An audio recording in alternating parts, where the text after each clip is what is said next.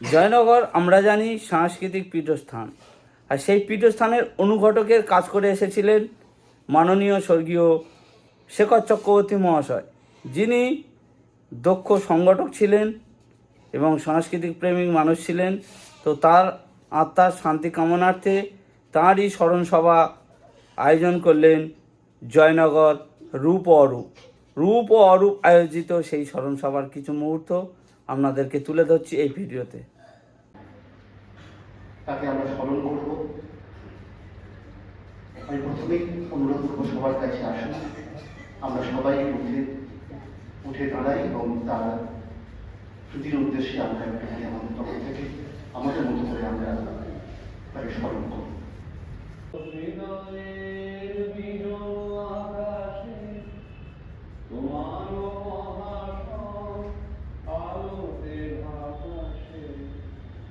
গভীর কি আশায় নীল ফুলায় আহার পানে দুবাক বাড়ায় জীবন সীমা ছাড়ায় বন্ধু রয়ে সুরায় জীবন। ধন্যবাদ। সংস্কৃতির যে ধারা অতিবাহিত হয়ে চলেছে বা চলছে, সেই ধারাতে বারবারই শেখরদার যে উদ্যোগ, তার সবসময় কিন্তু অভিনবত্ব, নতুনত্ব দান করে গেছে। নতুন চিন্তা ভাবনা মানেই কিন্তু শেখরদা। তার কাজ নিয়ে আমরা আজকে এখানে আলোচনা করব, আমরা মনে করব, তাকে স্মরণ করব। তার আগে তাকে ভালোবেসে আমরা তার উদ্দেশ্যে আমরা পুষ্পার্ঘ্য নিবেদন করব।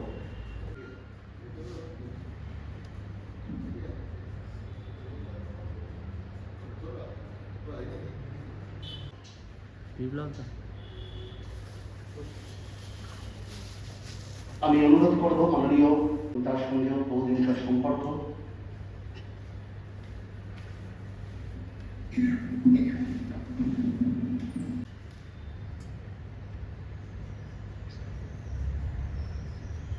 অনুরোধ করব জয় পাত্র মহাশয়,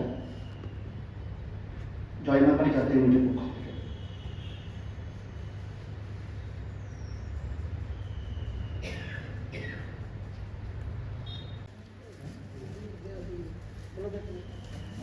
অনুরোধ করব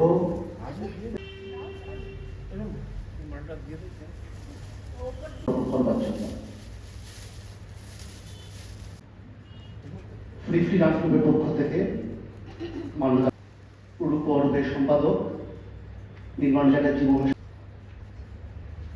আমি অনুরোধ করব উপস্থিত সবাইকে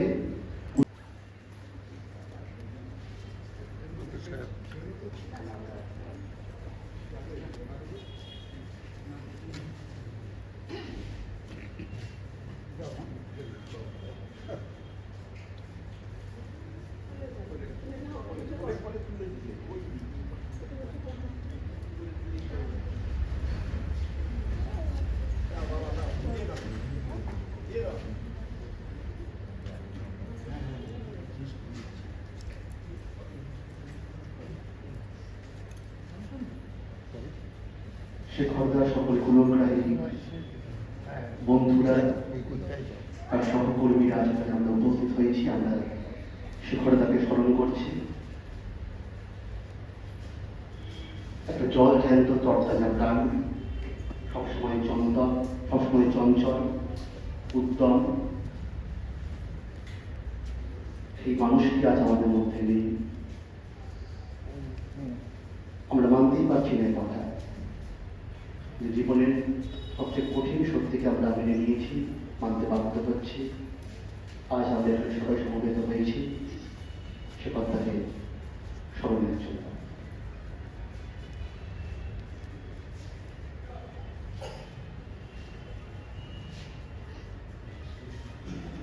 আমাদের মানবদান পর্ব চলছে এই মুহূর্তে। উপস্থিত সবাই শেখরদার গুণগ্রাহীরা তাকে স্মরণ করছেন পুষ্পার্ঘের মাধ্যমে।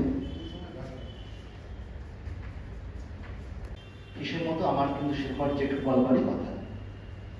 আসলে মানুষটা এইরকমই, তার চারিত্রিক গঠন।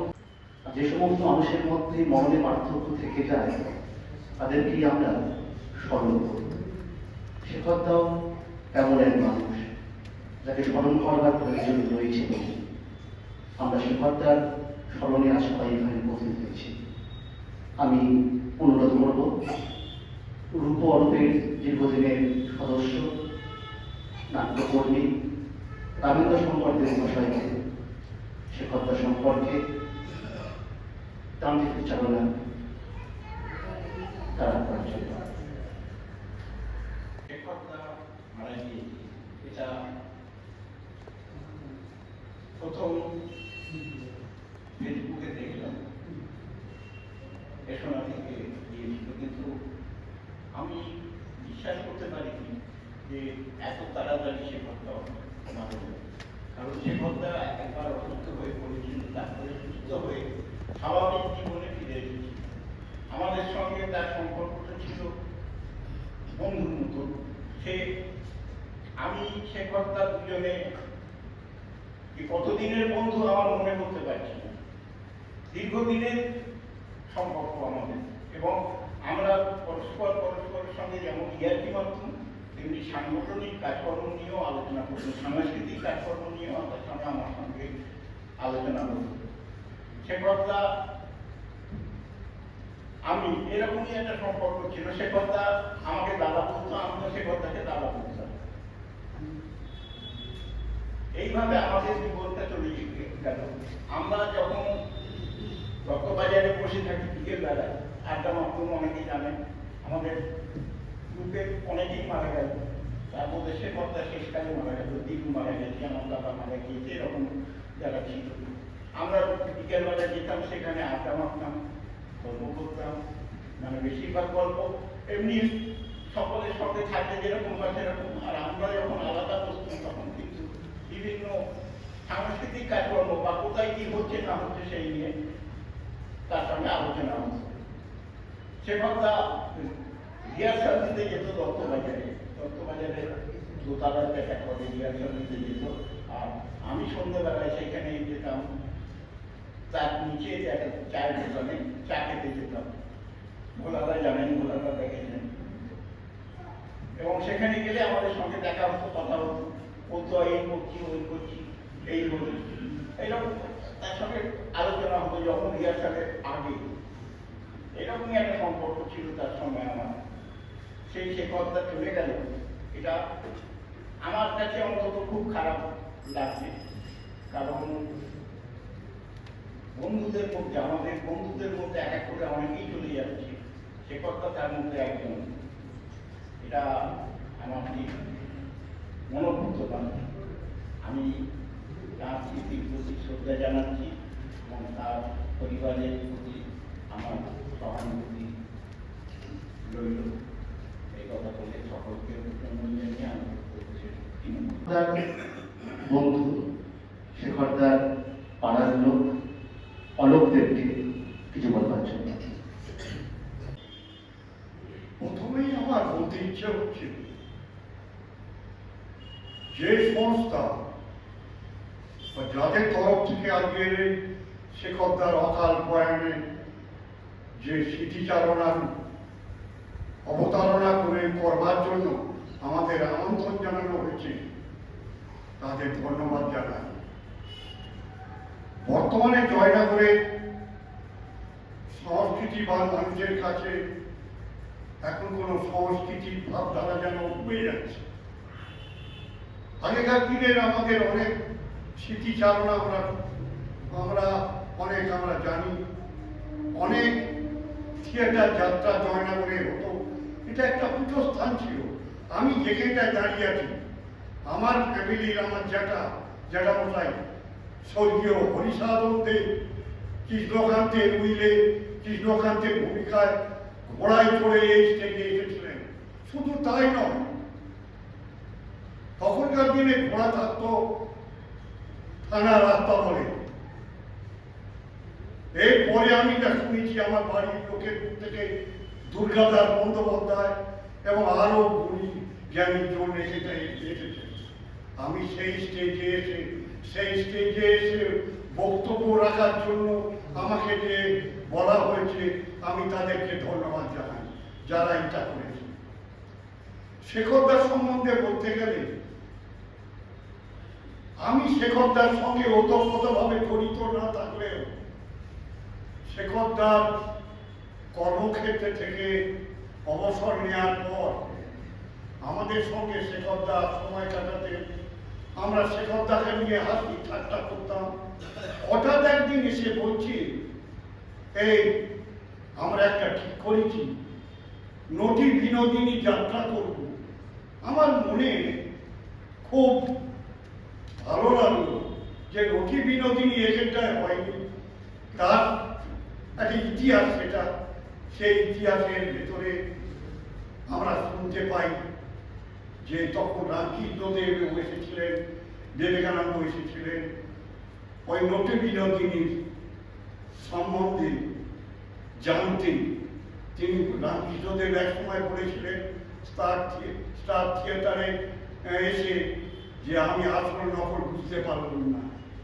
এই ধরনের বক্তব্য সেইটা জয়নগরের মানুষের কাছে উপস্থাপনার দায়িত্ব নিলেন আমাদের দাদা বলি আমরা, কারণ আমার চেয়ে অনেক বড় শেখরদার ফ্যামিলি কালচারাল ফ্যামিলি। কারণ স্বর্গীয় শঙ্কর চক্রবর্তী মহাশয় তিনি ভায়োলিন বাজাতেন, আমরা শুনতাম। কুটুস ব্রহ্মচারী আমার অনেক আগে তিনি মারা গেছেন। কুটুস ব্রহ্মচারী তিনিও আসতেন ওই শেখরদাদের বাড়িতে। শেখরদার বাড়িতে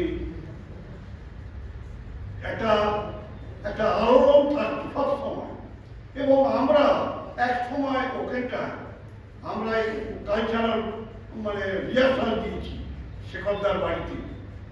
এই ধরনের ব্যাপার, শেখরদা কালচারাল ব্যাপার ছাড়া অন্য কিছু বুঝতো না।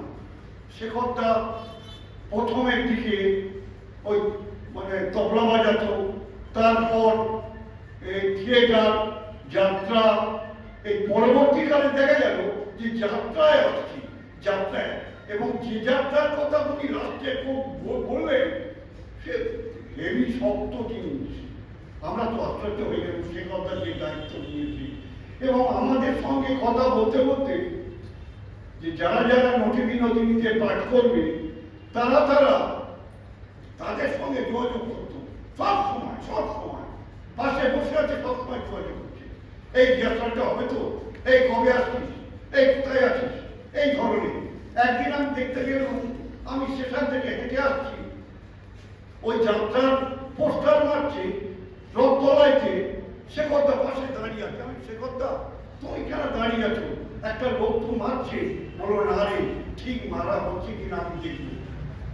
শেখরদা শেষ জীবনে যেটা আমাদের দেখতে গেলে যে অন্য কিছু বাদ হয়েছে। নটি বিনোদিনীর পরিচালক বিপুল বড়ভান্ডার, আমি অনুরোধ করব বিপুলদাকে মঞ্চে আসবার জন্য। এবং শেখরদার সঙ্গে তার জীবনের অন্যতম শ্রেষ্ঠ যে কাজ নটি বিনোদিনী যাত্রা, এই রিহার্সালের মুহূর্ত, সেই সমস্ত কিছু একটু আমাদের সঙ্গে বলবার জন্য। উপস্থিত সুধীবৃন্দ, আপনাদের সকলের কাছে আমি শ্রদ্ধা, প্রণাম, ভালোবাসা জানাই। আমি কিছু বলতে পারছি না, সে কথা নেই। আমার দাদার বন্ধু ছিলেন উনি। আমার দাদা ছিলেন অসিত হালদার, ওনার বন্ধু ছিলেন একদম স্কুল লাইফ থেকে। তাই আমাদের বাড়িতে ওনার যাতায়াত ছিল। প্রথমে ওনাকে আমি দাদা বলে ডাকতাম, তারপরে আমার সঙ্গে উনি বন্ধুর মতন হয়ে গেলেন।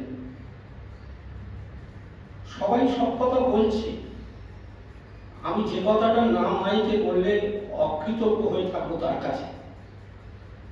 2 বছর লকডাউন গেছে, আমি শিল্পী মানুষ, শিল্পের মধ্যে আমার রোজগার। 2 বছর কোনো রোজগার ছিল না। একদিন আমাকে ডাকছে ফোনে, বলছে, বিপুল তুই আমার বাড়ি একটু আয় তো। আমি, কি ব্যাপার? বলে, খুব দরকার আছে তোর সঙ্গে। বলে বৌদিকে দিয়ে চা করে বিস্কুট দিয়ে খেয়ে বলে বস, বলে 2000 টাকা আমার পকেটে ঢুকে দিল। আমি নিতে চাইনি, আমি বলি, না। বলে এই তোর মারবো খুঁজছো তুই, আমি তো তোর দাদা, তা তোকে আমি এটা দিতে পারি না। বলে এইরকম মানুষ ছিলেন, মানে শুধু নাটক যাত্রায় যে উনি ভেসে বেড়াতেন তা নয়, উনি প্রকৃত দানি মানুষ ছিলেন। এবং উনি যে কি ভালোবাসতেন আমাকে, তাই আমি আজকে ওনার স্মরণ সবাই আসতে পেরে আমি নিজেকে ধন্য এবং নিজেকে গর্বিত মনে করি। আর নাটক সম্পর্কে উনি আমার হাতে বহু নাটক যাত্রা পরিচালনা করেছি, উনি আমার হাতে কাজ করেছেন।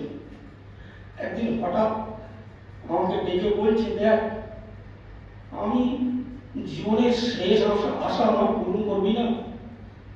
আমি আর কদিন আছি বল, তো দাদাও চলে গেল। আমি বলি, কি হয়েছে তোমার বলবে? বলছে, আমি নটি বিনোদিনী যাত্রা করতে চাই না, আমার জীবনের শেষ ইচ্ছা পূরণ করে দে, আমি রামকৃষ্ণ করব। আমার দ্বারা হবে? আমি বলি, তুমি যদি বলো যে আমি করব এবং যে কোনো প্রকারে আমি তোমার দিন রাত তোমার পিছনে লেগে থাকবো, আমি চেষ্টা করবো তোমাকে নিয়ে আমি যাত্রা নটি বিনোদিনীতে তোমাকে রামকৃষ্ণের চরিত্রে আমি রূপদান করে মানুষকে দেখাবো। আমি যা বলবো তোমাকে তাই শুনতে হবে।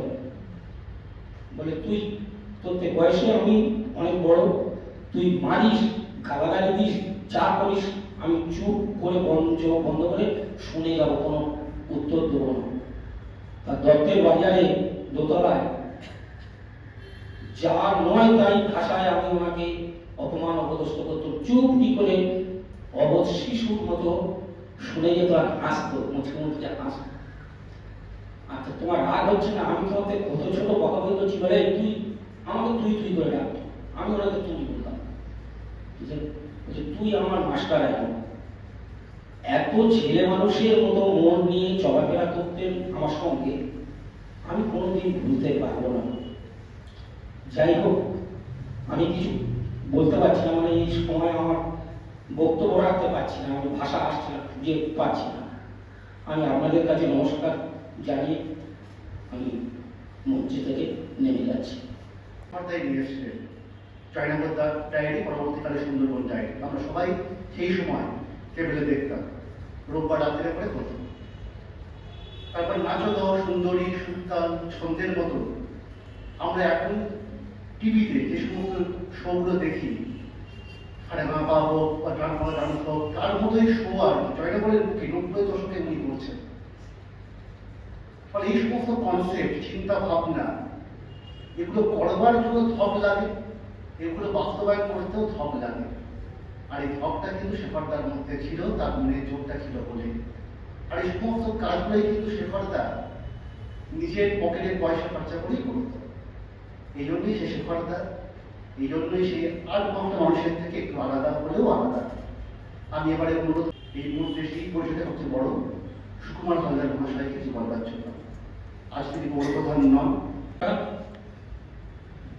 আজ পৌরমঞ্চে শেখরদার যে স্মরণসভা আয়োজন করা হয়েছে, এখানে সমস্ত জ্ঞানীগুণী ব্যক্তি থেকে সমস্ত ক্লাব সংগঠন এবং যারা যাত্রা সকলে যারা যাদের সঙ্গে শেখরদা ওতপ্রোতভাবে জড়িত ছিলেন। শেখরদা আমার বাড়ির পাশের লোক। আমরা বাচ্চাবেলা থেকে আমাদের বাড়ি একদম গায়ে বাড়ি, আমার বাচ্চাবেলা দেখে আসছি। এবং শেখরদা আমাদের থেকে বেশ 7-8 বছর 6-7 বছরের আনুমানিক বড় ছিলেন। আমরা যে কোনো ব্যাপারে একসঙ্গে মিলেমিশে বাচ্চাবেলা ছিলেন এবং শেখরদা আমাদের সঙ্গে যে কোনো ব্যাপারে, সুকুমার এটা কি হয়েছে, ওটা কি হলো, যে কোনো ব্যাপারে আলোচনা করতে। এবং আমরা বাচ্চাবেলা থেকে শেখরদাকে গান বাজনা সাংস্কৃতিক অনুষ্ঠানে প্রায় সব সময় দেখতুম। যে কোনো জয়নগরে যে কোনো সাংস্কৃতিক অনুষ্ঠানে শেখরদা বাজনা নিয়ে বাজাতো। এবং শেখরদা মাঝখানে বিভিন্ন চ্যানেলে আমাদের বিভিন্ন প্রোগ্রামের সম্বন্ধে সে কথা আমাদের কাছে বলতো, আমরা পৌঁছায় ছিলাম, সে কথা আমাদের কাছে বিভিন্ন প্রোগ্রামে সেই সব সম্বন্ধে জানতো এবং সেগুলো সে সুন্দর বার্তা বিভিন্নতে পৌঁছে দিত। এবং সে কথা লাস্টের দিকে সে কথা যাত্রা আমাদের ভাইস চেয়ারম্যান কিংবা অনেকের সঙ্গে অনেক যাত্রা ধর্মচলিত অনেকবার যাত্রা দেখতে দেখতে সে কথা, এবং লাস্টে মোটিভেশন করবে বলে মোটামুটি ঠিক করবে এবং একলাই দায়িত্ব নিয়ে সকলকে জোগাড় করে যে আমাদের টাউন হল মঞ্চে নাটকটা করেছিল সেটা দেখা বলেছিল। তাতে সে কথা পুরো দায়িত্বটাই নিয়ে বেশিরভাগ টাকাটা সে কথা খরচা করে করেছিল। সে কথা একাগ্রতা ছিল তা, বা তিনি যে কোনো কাজই সমস্ত দায়িত্ব নিয়ে করতেন। যা সে কথা আজ আমাদের মধ্যে নেই, তার আত্মার শান্তি কামনা করি এবং তার পরিবারের সকলেই যাতে ভালো থাকে এই আশা কামনা করে আমি আমার বক্তব্য শেষ করলাম। নমস্কার। সর্বশিল্পী প্রথম মণ্ডল থেকে কিছু বলবার জন্য। আজ তার পরিচয় তিনি উপপ্রধান নন, আজ তার পরিচয় তিনি একজন নাট্যকর্মী এবং শিক্ষকতার সর্বশিল্পী। প্রথম মণ্ডল এখন সূচনা করবেন। আজ আমাদের পরিবারের বলতে পারি, আমাদের পরিবারের একজন মনে করি আমার শিক্ষকতাকে। আর এটাও কল্পনা করতে পারি এত তাড়াতাড়ি শিক্ষকতার জন্য এরকম একটা অনুষ্ঠান হবে। শিক্ষকতাকে আমি খুবই শ্রদ্ধা করতাম। শিক্ষকতা সত্যি শ্রদ্ধার পাত্র ছিলেন, কারণ একটাই ওনার মধ্যে দেখেছি, জেদ, ওনার যে অদম্য জেদ আর প্রত্যেকের সঙ্গে একাত্মভাবে মিলে যাওয়ার যে ক্ষমতা, এটা শিক্ষকতার ছিল। কারণ কি, আমরা ধরুন রিহার্সালে গেলাম, রিহার্সালে গিয়ে একসঙ্গে আছি, হঠাৎ কোথায় কিছু এসে কথা যাদের টিভি সে কথা এটা করবে বা নিয়ে চলে এলো একেবারে। সে কথা এইভাবে আমাদেরকে সবাইকে নিয়ে একটা পরিবারের মতো আমরা ছিলাম এবং খুব সুন্দরভাবে হাসি ঠাট্টা আনন্দের মধ্যে আমাদের জয়বাকারী সংস্থাটা চলত।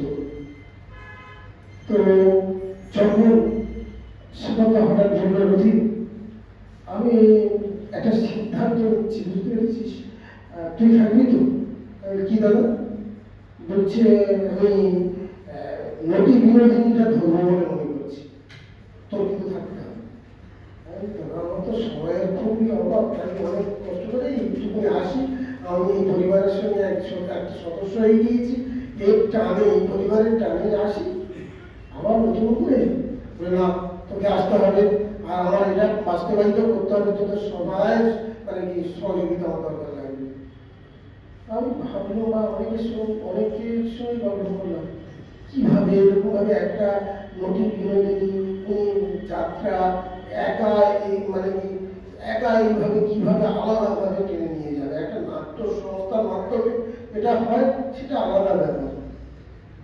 কিন্তু দেখা গেল সকাল হলে আমাদের একটা গ্রুপ ছিল, গ্রুপের শিক্ষকতার মেসেজ, দুপুরটা সারাদিন শিক্ষকতার মেসেজ ওই যাত্রা নিয়ে। এর থেকে প্রমাণ হয় উনি কতটা এই আমাদের নাট্য জগৎটাকে ভালোবাসতেন, কতটা নাট্যপ্রেমী ছিলেন, ভাবনার অতীত ছিল। উনি ওনার চেয়ে আমরা অনেক জুনিয়র, কিন্তু কোনোদিন আমাদের অসম্মানজনক কোনো কথা আজও পর্যন্ত বলেনি এবং সবসময় প্রত্যেকের যথাযোগ্য সম্মান দেওয়ার ক্ষেত্রে সে কর্তার কিন্তু অবদান সবসময় ছিল। যখন ওনার প্রথম স্ট্রোকটা হলো, আমি দুর্ভাগ্যবশত হয়তো যেতে পারিনি, তখন ওনার সেই জায়গা থেকে উনি বাড়িতেও ফিরে এলেন। বাড়িতে ফিরে এসে সে কথা আছে, সে কথার সঙ্গে মাঝে দেখা হলো, দাদা কিরকম আছেন? বলে ভাই আছি, শরীরটা বড্ড খারাপ। এইভাবে চলতে চলতে আমাদের উত্তর পাড়ায় রাসমেলাতে যা ওনার নটি বিনোদিনী উনি মানে অ্যাডভান্স প্ল্যান নিয়ে বসেছে, ওখানে নটি বিনোদিনীটা হবে।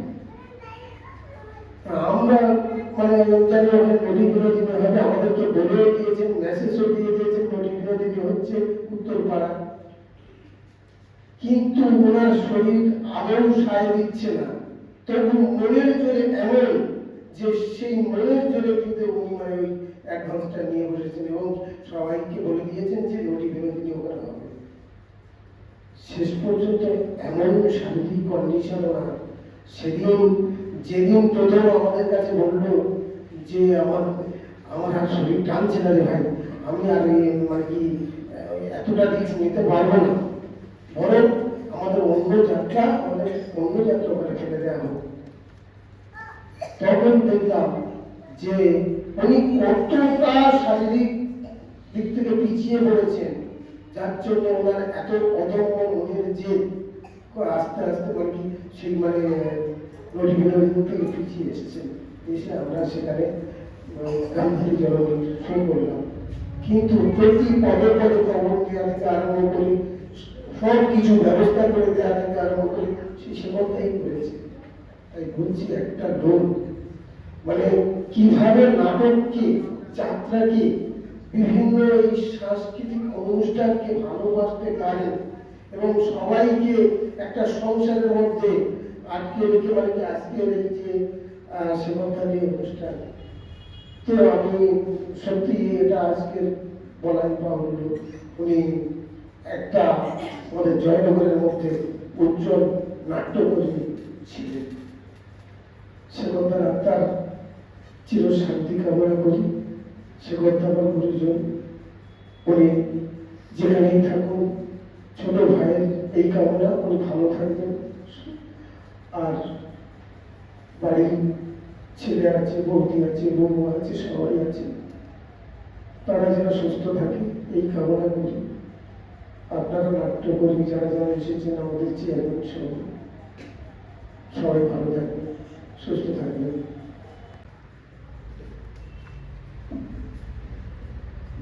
এই শীতের ফুলেরা ফুটবে, এই বসন্তের কোকিলেরা গাইবে, আবার বর্ষায় ঝিরঝির বৃষ্টিতে যৌবন আন্দোলিত হবে, কিন্তু আমি তোমাদের মধ্যে থাকবো না। আমি তোমাদের প্রিয় শেখরদা। শেখরদাকে প্রণাম জানিয়ে জয়মা কালী যাত্রা ইউনিট, আয়োজক সংস্থা রূপ অরূপ এবং এসোনা সহ অন্যান্য যে সাংস্কৃতিক সংস্থা যারা গুণীজন আছেন, প্রত্যেকে প্রণাম, শুভেচ্ছা, অভিনন্দন জানিয়ে শেখরদা সম্পর্কে প্রায় কথা বলছি। শেখরদার সঙ্গে আমার আলাপ হয়েছিল 2006-এর পরে জয়নগরে। আমি তখন সবেমাত্র এসেছি। অনুপম ভট্টাচার্য এবং শেখরদা আমার কাছে যায়, গিয়ে কিছু আলাপ আলোচনা হয়। পরে আমরা একটা মাল্টি লেভেল, আমরা যে কাজ করি সেই কাজের সঙ্গে সঙ্গে একটা মাল্টি লেভেল কোম্পানিতে আমরা জয়েন করেছিলাম। আমি, অনুপম ভট্টাচার্য এবং শেখর চক্রবর্তী তিনজনে দীর্ঘ 1-1.5 বছর ধরে সেই সংগঠনে কাজ করেছি। পরবর্তীকালে আমার জয়মাকালী যাত্রা ইউনিটে আসা এবং শেখরদার সঙ্গে আবার একজন নাট্যকর্মী, ছোটখাটো নাট্যকর্মী, নাটক করি, টুকটাক লিখি, নাটক লিখি, কবিতা লিখি, গান লিখি, গল্প লিখি, কিন্তু কোনোদিন আমি যাত্রা সেই অর্থে করিনি। খুব ছোটবেলায় আমার বাবার একটা যাত্রা দল ছিল, সেখানে ভক্ত প্রহ্লাদ, বই প্রহ্লাদের একটা চরিত্র করেছিলাম, তখন ক্লাস 6-এ পড়ি। তারপর আর যাত্রা করা হয়ে ওঠেনি। জয়নগরে এসে পরিচয় হয়, সামনে বসে আছে আমাদের সম্পাদিকা মহিলা, তিনি ডিরেক্টর শ্রাবণী পাত্র মহাশয়, রথিন্দা বা আমাদের শেখর চক্রবর্তী, অনুপম ভট্টাচার্যদের সান্নিধ্যে এসে আমি অভিনয়টা করি। তখনই আমি দেখলাম যে উনি যাত্রাও করেন। তারপরে একদিন বঙ্গপ্রদেশের একটা অনুষ্ঠান সেরে কলকাতার রবীন্দ্র সরণি থেকে আমি ফিরে অভ্যুদয়ের অনুষ্ঠানে এসেছি আমন্ত্রণ কমপ্লেক্সে। দেখছি একটা গানে শেখরদা তবলা বাজাচ্ছে। আমি অবাক হয়ে দেখলাম, এই মানুষটা যাত্রা করেন, আমার সঙ্গে কোম্পানিতে কাজ করেন, আবার এখানে তবলাও বাজান। দাদা আপনি তবলা বাজান? বলে আমি তো তবলা শিল্পী। এখানে একটা নতুন আবিষ্কার করলাম শেখরদাকে। তো সেদিন খুব ভালো লেগেছিল শেখরদাকে, যেমন একটা গুণী মানুষের সান্নিধ্যে সংস্পর্শে আমি থাকতে পারছি।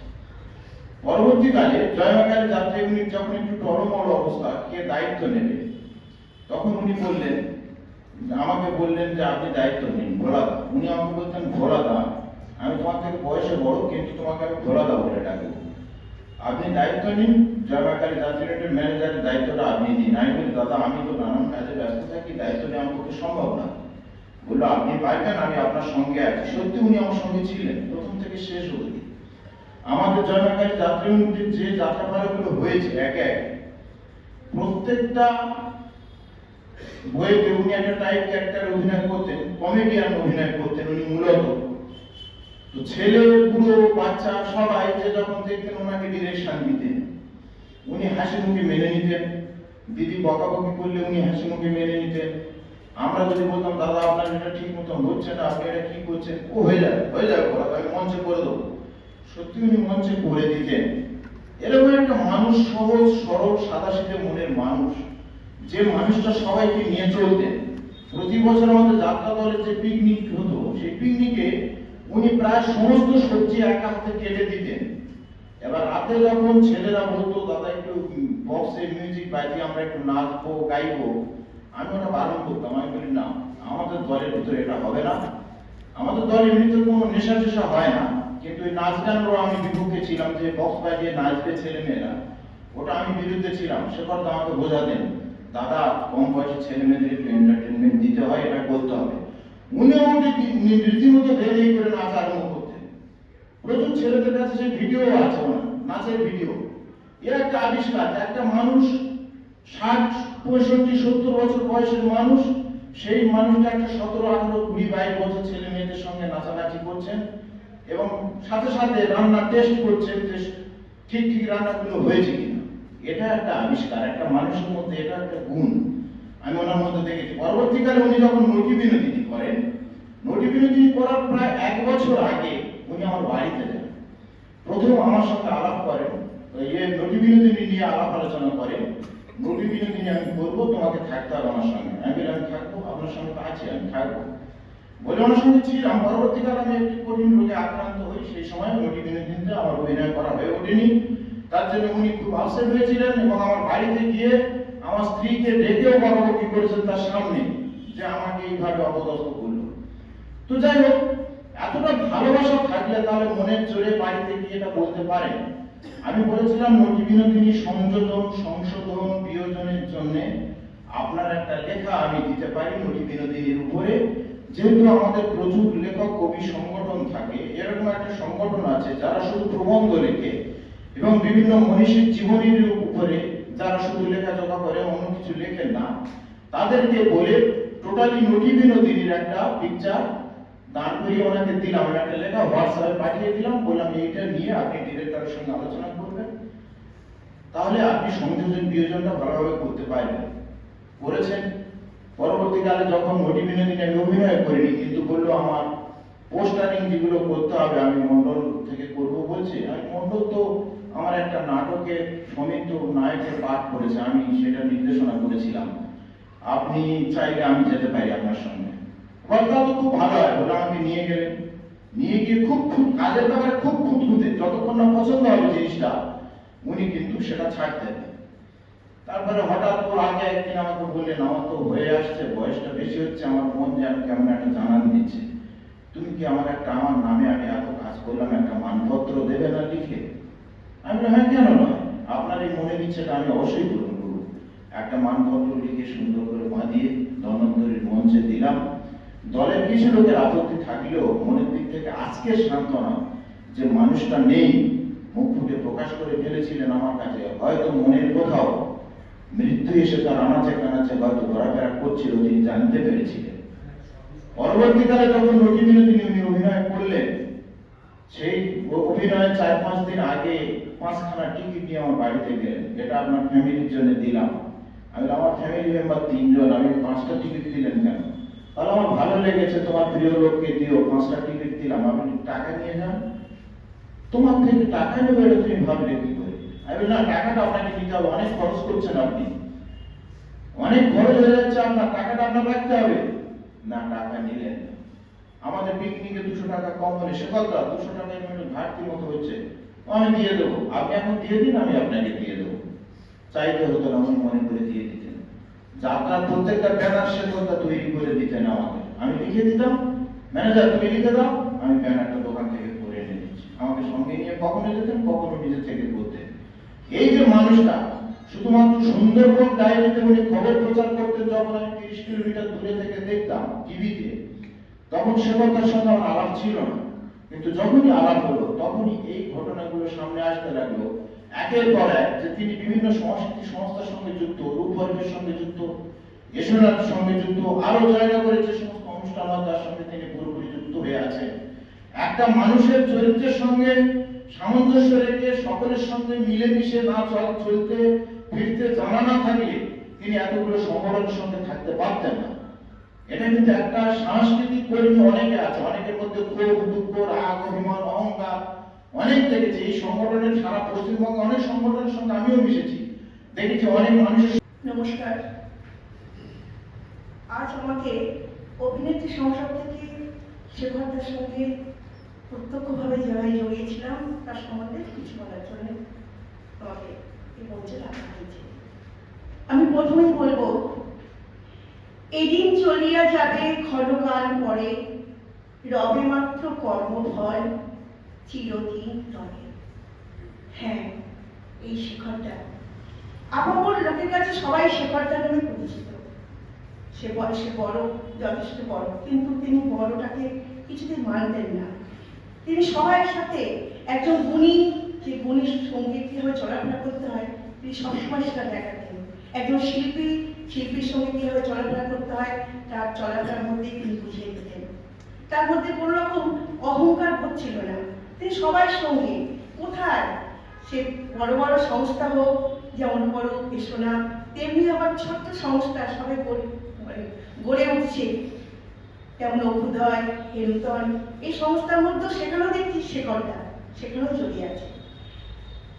আমার প্রথম শেখরদাকে দেখা ছোটবেলা থেকে শেখরদাকে দেখা সপ্তকে শেখরদা সেখানে আমাদের বিজয় সম্মেলন তো খুব নাম করে জয়না করে যায়, সব জায়গায় সেখানে শেখরদা সপ্তকে হয়ে তবলায় সঙ্গীত করছে, নানা শিল্পী সঙ্গীত শিল্পীর সঙ্গীত সেইভাবে দেখেছিল, ব্যাস ওই পর্যন্ত।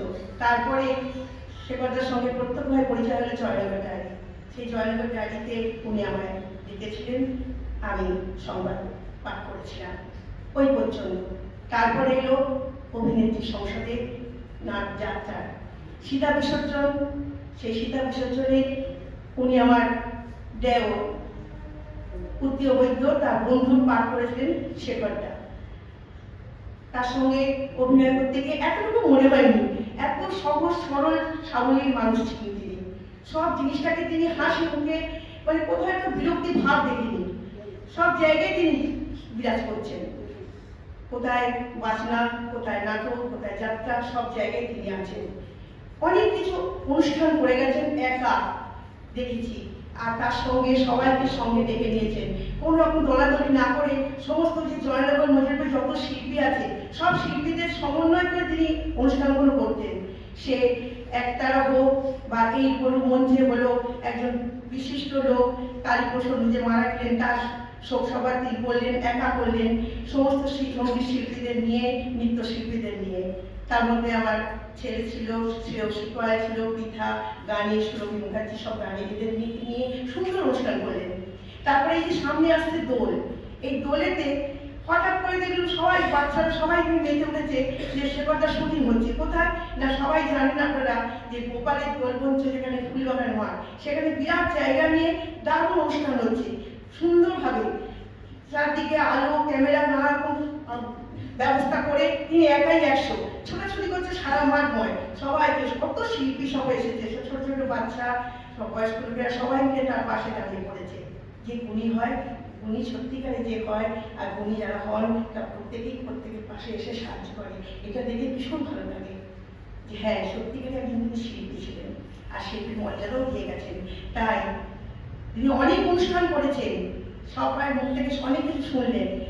আর সবচেয়ে শেষ যে অনুষ্ঠানটা করে গেলেন নদী বিনোদিনী, এটা তার সঙ্গে প্রত্যক্ষভাবে জড়িয়ে আমি ছিলাম না, কিন্তু আমার সন্তান, আমার ছেলে জড়িয়ে ছিল। কিন্তু তার সেই জড়িয়ে থাকাটার কথা আমি বলছি না, আমি বলতে চাইছি যে তিনি যে এই নদী বিনোদন, এখানে অনেক বড় বড় সংস্থা আছে, অনেক বড় বড় সংস্থা, কিন্তু এই নদী বিনোদন করার সাহসটা কিন্তু দেখাতে পারেননি, উনি দেখিয়েছিলেন। আর দেখিয়েছিলেন আবার কি, নতুন এক নবাগত মুখ দিয়ে। এখানে অনেক বড় বড় শিল্পী আছেন, কিন্তু সবাইকে ছেড়ে দিয়ে সেই নবাগতা নদী বিনোদিনী তাকে সাজালেন। আমরা জানবো সে শুধু গান গায় না, তার সঙ্গে সে অভিনয় করেছে, তাকে যে সাহসটা জুগিয়েছে সে আছে। আমার ছেলে উত্তীয় বিদ্যু আছে। এইসব নবাগতদের দিয়ে তিনি নদী বিনোদীর মতো একটা বিরাট যাত্রা তিনি করে দেখিয়ে দিলেন এবং দেখালেন এবং তার সঙ্গে সাফল্য লাভ করলেন। সুদীপ চক্রবর্তী।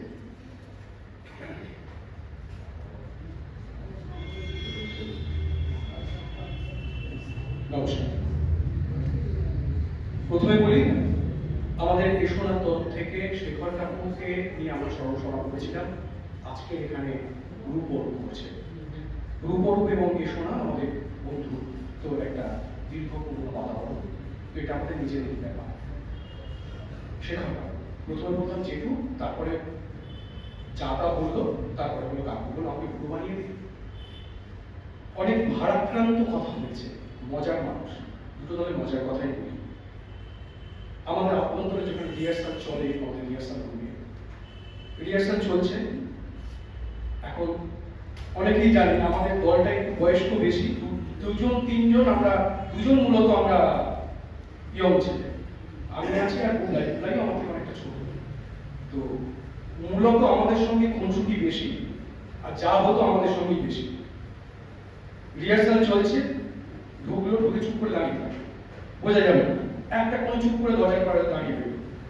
কোন একটা সিন শেষ করলো কিশোর কাকু, ফার্স্ট এসেই আমার চোখে পড়বে, পড়লেই একটা মানে বিস্কুটের নমস্কার সেই নিয়ে শুরু হলো। আর বুবলাই তো কন্টিনিউ বলে যাচ্ছে। আমার সঙ্গে বুবলাইয়ের সঙ্গে বেশ কিছু কুটুমুটি হলো, কিশোর কাকু চেঁচামেচি করলো, শেখর কাকু বসলো। মানে দেখুন, একটা মানুষ এত ভারাক্রান্ত ঠিক কথা, কিন্তু কতটা প্রাণোচ্ছল মানুষ যে তার প্রাণোচ্ছলতার সঙ্গে সে দুটো ইয়ং ছেলে, তো দেখলো সব্যসাচীটা আমার থেকে বড়, মানে আমিও সব্যসাচীটার থেকে ছোট, মানে তার ছেলের থেকেও আমি ছোট, কিন্তু সেই ইয়ং ছেলেদের কাছে কতটা প্রাণবন্ত হয়ে থাকা। তো সেই জন্য আমি বলতাম ইয়ং করে রাখতাম, একদম সেবার কাউকেও বলবো ইয়ং করে রাখি। আর সাংস্কৃতিক জগতের একটা পূর্ণ মানুষ বলবো। কেন বলবো? আমাদের সঙ্গে কিছু কিছু কাজ উনি করেছেন এবং দলের সঙ্গে ওতপ্রোতভাবে যুক্ত থাকা, যা আমরাও এতটা থাকতে পারি না অনেক কাজের জন্য, কিন্তু নিজের স্বার্থ ত্যাগ করেও দলের সঙ্গে যুক্ত থাকা, কোথায় শো আছে সেখানে আগে পৌঁছে গিয়ে সেখানে সমস্ত কিছু অ্যারেঞ্জ করে আমাদের কোথায় ঢোকা বেরোনো, কি ভুল হবে, অসুবিধা হবে, কি অবস্ট্রাকশন আছে, সবটা কিন্তু দেখে মেকআপ করছি, তখন কিন্তু গ্রিন রুমে এসে পড়ে যাচ্ছে, এই দেখ তোর কিন্তু ওই জায়গাটা অসুবিধা, ওই জায়গাটা অমুক আছে, ওই জায়গাটা উঠবি, একটু দেখে উঠবি। এই কাজ অনেকেই করে না। আমি চেষ্টা করছি তাদের কিছুটা শেখা, যে আগে গিয়ে মঞ্চটা দেখে নেওয়া এবং কি অবস্ট্রাকশন হচ্ছে আমার সর্বশক্তিকে বলা। এটা কিন্তু আমি শেখর বাবুর কাছ থেকে শিখেছি। আর দ্বিতীয় বলি, যেটা উত্তীয় কিছুক্ষণ আগে বললো, যে অনেক কিছু করে গেছে কিন্তু সবটাই পেয়েছে, কিছু পায়নি তা না, মনের উপর একটা পেয়েছে যেটা পয়সা নিয়ে মেটানো যায় না। কারণ সেই কথাটা দীর্ঘদিন আগে আমাদের নাট্যাচার্য বলে দিয়েছিলেন গিরিশ ঘোষ। তাই মনের উপর একটা আসল, আশার নেশাটাই আসল। পুরস্কার তিরস্কার কলঙ্ক কণ্ঠের হার, তথাপি এর পথে পদ করেছি অর্পণ। রঙ্গভূমি ভালোবাসি, দিতে স্বাদ রাশি রাশি, আশার নেশারই জীবন যাপন। তাই এই আশার নেশা আছে বলেই আমরা এত মানুষ এক জায়গায় আছি। আজ এই আমাদের মন্দির, এটা আমাদের মন্দির, যারা আমরা থিয়েটার করি, আজকে এই মন্দিরের পর্দা সরছে, আপনারা আসছেন, আমরা রঙ্গকর্মীরা আছি এই আশার নেশায়। শেখরবাবু হয়তো এই আশার নেশায় জীবন যাপন করেছিল এবং সেই নেশা আমাদের মতো সাংস্কৃতিক কর্মীদের মধ্যে চালিত করে দিয়েছিল। এবং এই আশা নেশার ভাব, তার জন্য যদি কিছু ব্যক্তিগত জীবনে ক্ষতি হয় নিশ্চয়ই মেনে নিতে হবে, কারণ আশার নেশায় আমাদেরকে আরো কিছুদিন সুস্থভাবে বাঁচতে শেখাবে। তাই সবাই ভালো থাকবেন। আর শেখর বাবু যে আশার নেশা, এটাই বেঁচে থাক, এটাই চালিত। ধন্যবাদ। নমস্কার, সবাইকে আমার ভালোবাসা জানিয়ে আমি মাত্র দুটো কথা বলব। প্রথমে বলি, শেখর আমাকে মা বলে ডাকে। আজ 30টা বছর আমাকে মা বলেই জেনে এসেছে, মা বলেই ডেকে এসেছে। তাই ছেলের স্মরণ সভায় মা হয়ে কি বলতে পারি? ও যেখানে থাক, ভালো থাক, এই কথা বলেই আমি আমার বক্তব্য শেষ করলাম।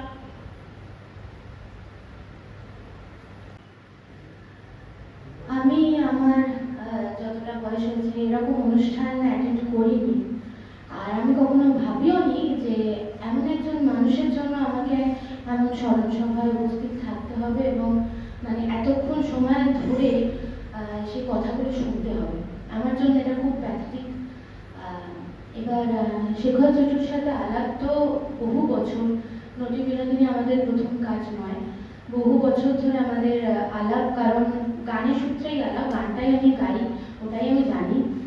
তো শেখর জেঠু বাড়িতে যেত গান কর, তো আমি শেখর জেঠু তবলা বাজাতো, আমি গান গাইতাম। তো এরকমই বন্ডিং আমাদের ছিল। আমিও শেখর জেঠুর বাড়িতে যেতাম, জেঠিমার হারমোনিয়াম নিয়ে গান করতাম, জেঠু তবলা বাজাতো। তো হঠাৎ একদিন বাড়িতে গিয়ে আমাকে বললো, প্রথমে বললো ফোন করে, একটা আবদার আছে, তোকে রাখতেই হবে। তো আমি বললাম, ভাবলাম যে কোনো গানের কিছু ঘটনা হবে। তো যখন আমার বাড়িতে গেল, গিয়ে বললো যে তোকে অভিনয় করতে হবে। আমি বললাম যে তোমার এই বুড়ো হয়ে গেছে, তোমার মাথা একদম খারাপ হয়ে গেছে, কি বলছো? তখন বলছে হ্যাঁ অভিনয় করতে হবে। তা আমি বললাম যে গানের অভিনয়, মানে গান গাইবো এরকম কিছু? তখন বলছে হ্যাঁ গান তো গাইবি, কিন্তু নটি বিনোদিনী তো অভিনয় করতে হবে। তো আমি আমার মা, আমরা দুজনেই হেসেছিলাম যে এই ঘটনাটা তুমি ভাবলে কি করে? বলে আমি ভেবেছি যখন, নিশ্চয়ই কিছু ভেবেছি, তোকে করতে হবে। তো মা বললো ওর পক্ষে অসম্ভব, বললো আমি করিয়ে নেবো, তাহলে তোমরা রাজি তো? তো মা বাবা যেহেতু জেঠুকে আমার পরিবারই ভাবতো, আর জেঠু আমাকে মেয়েই বলতো, তো জেঠু বলার পরে আর কোনো কথাই হয় না। তো আমি রিহার্সালে আসি। এবার যেহেতু আমি গানের জগতের মানুষ, এই জগতের মানুষ নয়, স্বভাবতই আমি যদি এই জগতে আসি মানুষজন আমাকে অ্যাকসেপ্ট করবে না, সেটাই খুব স্বাভাবিক। একটা মানুষ, শেখর চক্রবর্তী, যিনি প্রথম থেকে শেষ পর্যন্ত ভেবে গেছেন আমি পারবো। আমি শেষের রিহার্সালের সময়ও সেই জিনিস করতে পারতাম না, আমি জানি না আমি কি করতে পেরেছি। কিন্তু আরেকটা জিনিস বলবো, রিহার্সালে বিপুল কাকু আজকে উপস্থিত আছে। বিপুল কাকুর সাথে আমার তো প্রচন্ড ঝগড়া হতো, কারণ আমারও খুব মাথা গরম, বিপুল কাকুরও ভালো রকম মাথা গরম। এই একটা মানুষ বড় জল ঢালতো, দুজনকে আলাদা আলাদা ভাবে। এমন নয় যে সামনে আমার সামনে বিপুল কাকুকে কিছু বলতো বা বিপুল কাকুর সামনে আমার কিছু বলতো, এমনটা নয়। দুজনকে আলাদাভাবে বরফটা জলটা ঢালতো, আমরা আবার একবার রিহার্সাল করতাম। সবাই শেখর জেঠুর মানে আনন্দ উন্মাদনা এগুলো তো বলবেই, কারণ শেখর জেঠুর মানে আমি মুখের ছবির দিকে তাকাচ্ছি না, কারণ ওটা দেখলে আমার ভাবতে কষ্ট হবে যে শেখর জেঠু নেই। তো যেটা দিয়ে শেখর জেঠুর সাথে আমার বেসিক্যালি সম্পর্ক, সেই গান আমি 2 লাইন গাইতে জানি, তাই আমি 2 লাইন গান শোনাচ্ছি।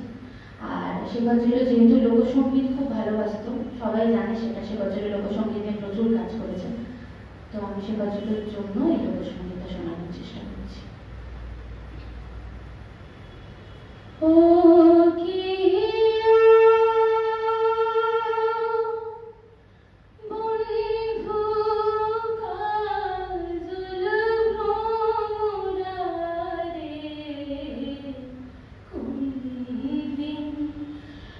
শিবেন বন্ধু কয়া যাও